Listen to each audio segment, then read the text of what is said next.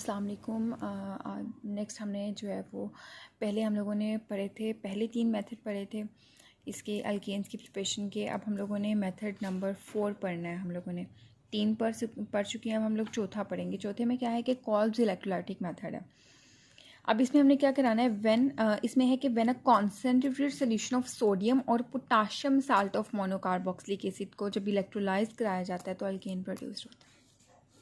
यानी कि जब हम सोडियम साल्ट लेते हैं या फिर सोडियम की जगह हम लोग पोटाशियम साल्ट लेते हैं ऑफ मोनोकार्बोक्सिलिक एसिड, ठीक है, इसको हम लोग इलेक्ट्रोलाइज कराते हैं तो हमारे पास क्या प्रोड्यूस होता है, अल्केन। ये है हमारे पास अल्केन, ठीक है। इसके अलावा वो बता रहे हैं कि ये रिएक्शन सिर्फ जो है ना, इसमें सिमेट्रिकल अल्केन्स प्रोड्यूस हो सकते हैं। सिमेट्रिकल अल्केन्स मतलब मीथेन के अलावा बाकी सारे अल्केन्स प्रोड्यूस हो सकते हैं, मतलब जो इस तरह से हो 2 3 4 5 6। इसमें अकेला जो है वो अल्केन, मतलब एक जैसे मीथेन है वो ही सिंगल है ना 1 नंबर पे, वो प्रोड्यूस नहीं होगा। तो मीथेन जो है इस मेथड से प्रिपेयर नहीं हो सकता, बाकी सारे अल्केन्स प्रोड्यूस हो सकते हैं, इथेन, प्रोपेन, ब्यूटेन, हेप्टेन, डिकेन, सब कुछ, ठीक है। मतलब लेकिन ये रिएक्शन मीथेन पे एप्लीकेबल नहीं है, ओके। तो ये हम लोगों ने कुछ फार्मूला इस तरह से लिखे है कि हम लोगों ने टू लेने हैं, 2 मोनोकार्बोक्सिलिक एसिड लेने हैं सोडियम साल्ट के या फिर पोटाशियम साल्ट के, 2 हाइड्रोजन के वाटर के मॉलिक्यूल लेने हैं, ठीक है। यहाँ से 2 आ रहा है तो ये तो अलग से निकल ही जाएगा, ठीक है, यहाँ से हमारे पास अल्केन बन जाएगा। उसके अलावा यहाँ पे 2 कार्बन डाइऑक्साइड के मॉलिक्यूल मिलते हैं, 2 सोडियम हाइड्रोक्साइड के, और इसके अलावा H2 यहाँ से निकलता है। प्रोसेस में अब हम लोगों ने क्या करना है कि हम लोगों ने ये जो है वो लेना है मोनोकार्बोक्सिलिक एसिड लेना है, किसका, हम लोगों ने पोटाशियम का लिया है, ठीक है। यहाँ सोडियम का एग्जाम्पल, पोटाशियम या सोडियम दोनों में से कोई भी यूज़ कर सकते हैं हम लोग। यहाँ पे हम लोगों ने कौन सा लिया, पोटाशियम का, और हम लोगों ने एल्काइल कौन सा लिया, यहाँ पे हम लोग H3C 2H3C के मॉलिक्यूल्स ले रहे हैं, ठीक है। अब हम लोगों ने इसको जो है इलेक्ट्रोलाइज कराना, मतलब हम लोगों ने यहाँ से अब नेगेटिव वाले को अलग कर देना, पॉजिटिव वाले को अलग कर देना है, आयोनाइजेशन करवानी है, ठीक है। तो यहाँ पे ये नेगेटिव वाला पार्ट अलग कर दिया और के पॉजिटिव, यानी कि के के भी 2 थे ना, ये शुरू में, ये 2 जो है इस पूरी ब्रैकेट के साथ है, तो 2 के पॉजिटिव अलग हो गया। अब हम लोगों ने रिएक्शन कराना है एनोड पे और कैथोड पे। अब एनोड पे हम लोगों ने क्या कराना है, एनोड पे ये नेगेटिव वाला रिएक्शन हम लोगों ने ये कराना है, ये वाला, ठीक है, इलेक्ट्रोलाइसिस। होना क्या है इसमें कि अभी एक चीज़ यहाँ पर है कि लाइक ये है ना, जैसे ये यहाँ पर है नेगेटिव साइन, तो इसके ऊपर होते हैं 2 लोन पेयर्स, ठीक है। और अब आप इमेजिन करें कि एक लोन पेयर है ना, तो इसके अंदर 2 इलेक्ट्रॉन्स है, ये एक लोन पेयर, इसके अंदर 2 इलेक्ट्रॉन्स है, ठीक है। तो क्या करना है इस तरह से कि ये हम लोगों ने लिया, ठीक है, इस तरह से।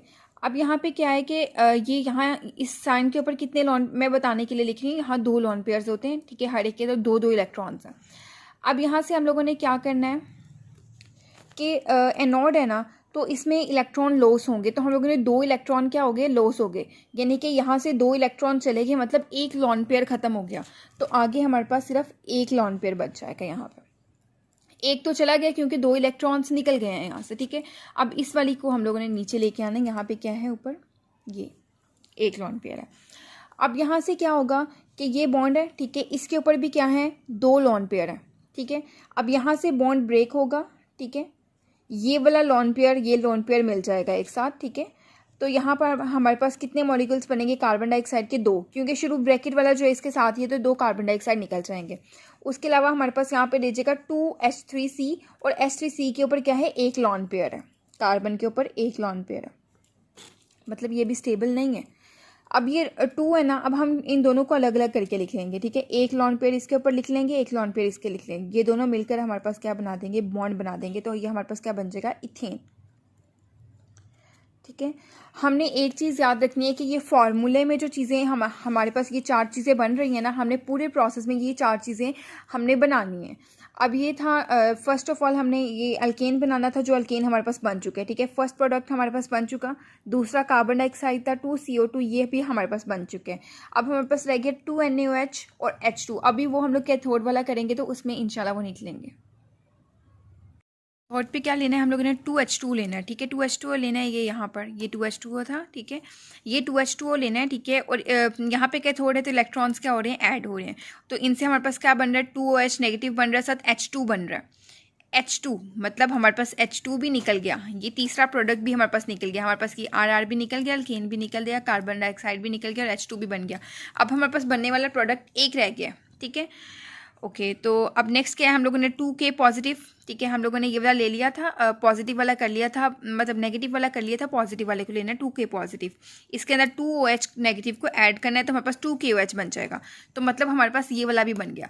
अगर हम लोग पोटाशियम यहाँ पर लेते तो फिर यहाँ पे पोटाशियम हाइड्रोक्साइड बनता, हम लोगों ने यहाँ सोडियम लिया तो सोडियम बना। जब हमने इसमें पोटाशियम यूज़ किया तो जाहिर सी बात है यहाँ पे 2KOH बनना था। तो हमारे पास चारों प्रोडक्ट्स कंप्लीट हो चुके हैं। तो ये था हमारे पास called electrolytic. This is most important topic.